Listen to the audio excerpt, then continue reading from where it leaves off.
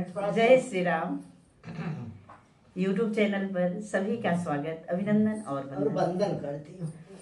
अरे आज हम तीनों लोग एक बहुत ही प्यारा और पुराना सोहर का उठान गीत लेके आई हूँ। बहुत ही सुंदर है। ये सब याद दिला रही हैं पीछे बैठी मेरी भाभी। तो आज आप लोग इस गीत को सुनिए, आनंद लीजिए। बहुत ही मजेदार चुटकुला गीत है सोहर का उठान।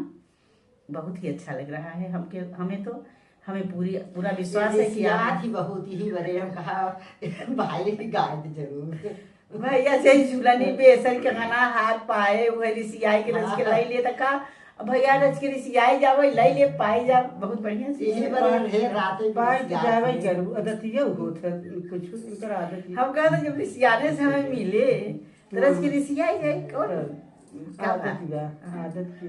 अच्छा अब तुम्हारे मियाँ चल के रिसिया अभी सियान करहु। अच्छा चल गाओ, पहले सुनाओ।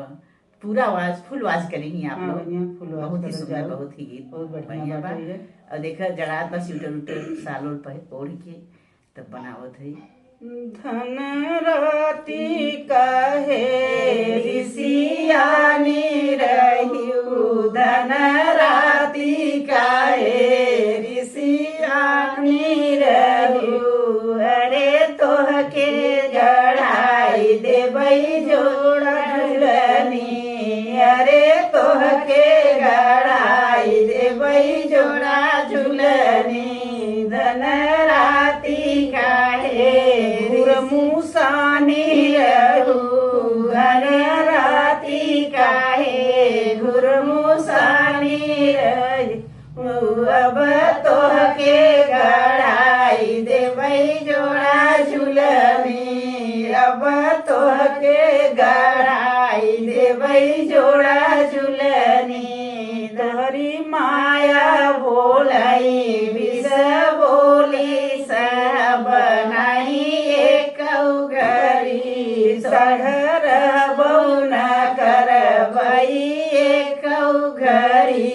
तोरी माया बोलाई विष बोल सब नहीं एक घरी, संघर बउन करबई एक घरी, संघर बउन करबई एक घरी। धन माया हमारी पाकल आमयनी, धन माया हमारी पाकल आमयनी। अरे वही जई हवनार गिरी है सही, अरे वही जई हवना गिरी है सही। धन समरऊ तोहार होई राजी सही, धन हमरऊ तोहार होई राजी सही। धन राती काहे रिसियानी रहिउ, धन राती काहे रिसियानी रहिउ। हम तोहके गढ़ाई देबई जोड़ा झुलनी, हम तोहके गढ़ाई देबई जोड़ा झुलनी। तोहरी भाभी बोलनी विष बोले सह बनाई एक घरी, तोहरी भाभी बोलनी विष बोले सह बनाई एक घरी। तोहरी भाभी बोलनी विष बोले सह बनाई एक घरी, संघर बहुन करबई एक घरी, संघर बहुन करबई एक घरी। धन भाभी हमार पटीदार यही, धन भाभी हमार पटीदार यही। धन मुन लग कई देवई सहुर कर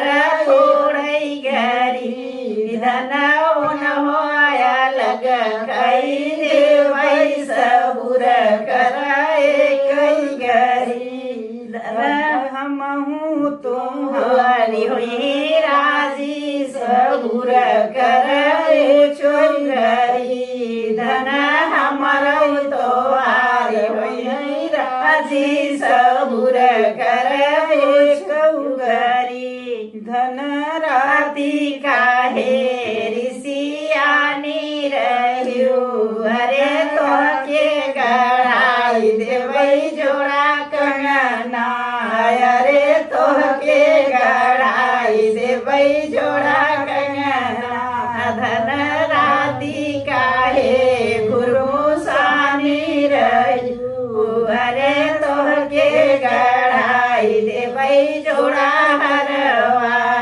अरे तोहके गढ़ाई देवई जोड़ा हरवा पिया बहिनी बोलनी लिख बोली सह बनाई एक गड़ी पिया बहिनी तोहारी बोलई बोली सह बनाई एक गड़ी संगर बउन करबई एक घरी संगर बउन करबई पिया एक घरी धन बहिनी बड़ेरिया कागही धन बहिनी बड़ेरिया कागही अरे होत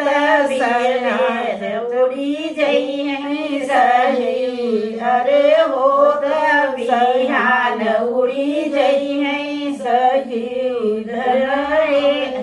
धन हमरो तोहार हुई राजी सबूर करे चौगरी धन हमरो तोहार हुई राजी सबूर करे चौगरी धन नाती काहे ऋषियानी रहियो धन राती काहे गुरु सानी रहियो अरे तोहके गढ़ाई देवई जोड़ा बिछिया अरे तोहके गढ़ाई देवई जोड़ा बिछुआ।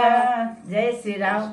गीत कैसन लगा आप लोग कमेंट में जरूर बताइए। हाँ बढ़िया रे कैसा लगा का कर बुझे के जो आदत हो जाए ना चाहे जो हो जाए चाहे जितना पावे वो तब ऐसे हम कहते हैं ऋषियाने पर मिले हम रोज ऋषिया रहे दिन हमारी ऋषिया ऋषियान क्या ऋषिया चाहे ऋषिया देवरानी जेठानी में ऋषिया